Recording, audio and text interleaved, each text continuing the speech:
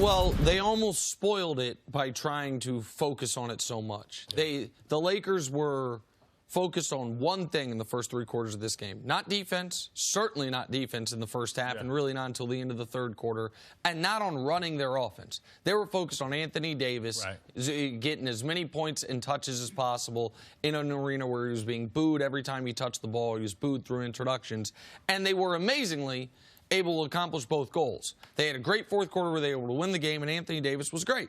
I mean, he had 41 points to go along with 9 rebounds. He got to the line, not early, but got to the line late in the game. Last 5 seconds. And the last 5 basically. exactly 3 right. or 4 from the line. He was in the last, exactly right, 3 or 4 of the line to ice the game, including a steal to ice the game critically late after he had missed 1 free throw.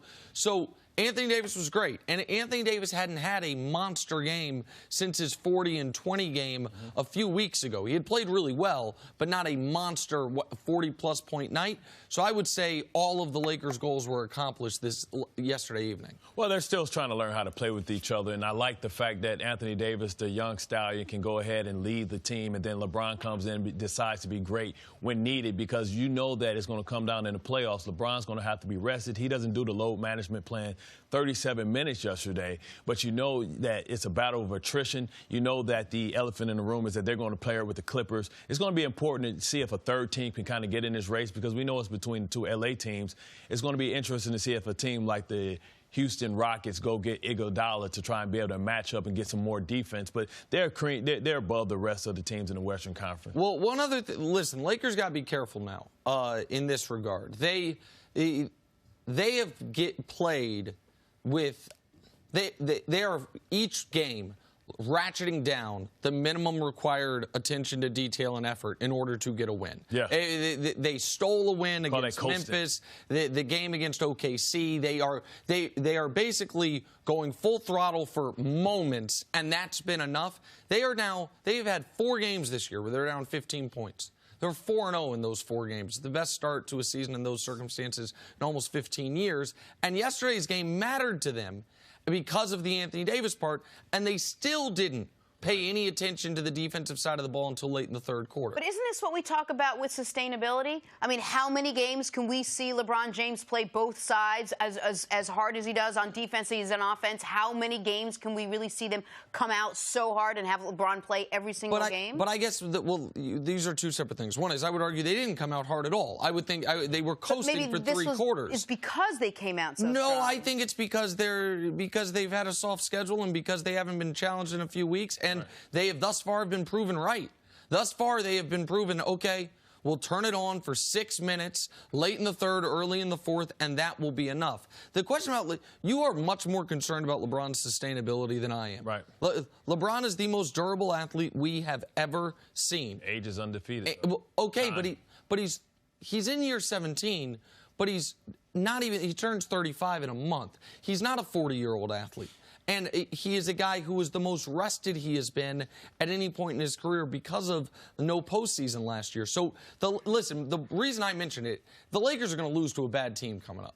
Because there's going to be a team where they try this against, and then they hit a bunch of threes in the fourth quarter, they being the opposition, and they lose. But right now, the last few games, they've been coasting early, turning it on late. All right, let's talk about how impressive, speaking of LeBron, 33,000 points. What did you make of how impressive his feat was last night? I mean, just a model of consistency. You can't think of one year with LeBron where his production dropped. Now, you see that maybe he's saving some on the defensive side of the ball, but he's earned that right. I think that his ability to make his teammates around him better puts him on the Mount Rushmore. And, I mean, the conversation continues to get closer and closer about who's the best player to ever put on a pair of shorts between him and Michael Jordan. The difference is he needs a couple of more titles. I think a championship in Los Angeles submits his place as basketball royalty and arguably the best player to ever play. Well, and this is just another, it's not the 33,000 points. We knew he was going to get that.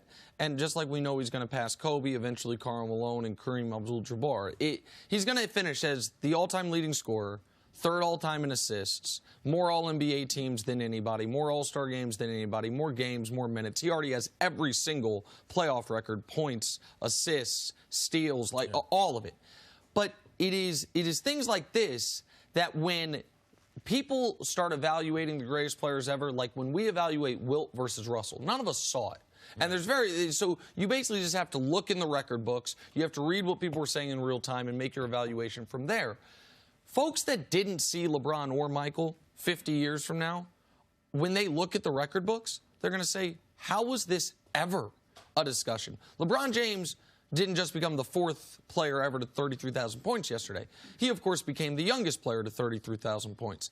He has been the youngest player for every 1,000-point mark the NBA has. 1,000, 2,000, 3,000, all the way up to 33,000. The youngest guy to do it was LeBron. He'll be the youngest 34, 35, 36, 37, 38. Then he'll be the first to 39,000 and the only person ever to hit 40.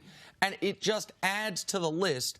And if and when, and I think it's more win than if, he wins a championship with the Lakers, he'll, of course, be the first guy to ever win titles with 3 different teams as the best player on 3 different teams. Like, it's just another notch in the resume of a guy who I think it will not even be a debate when it's all said and done who the greatest player of all time is. Michael Jordan.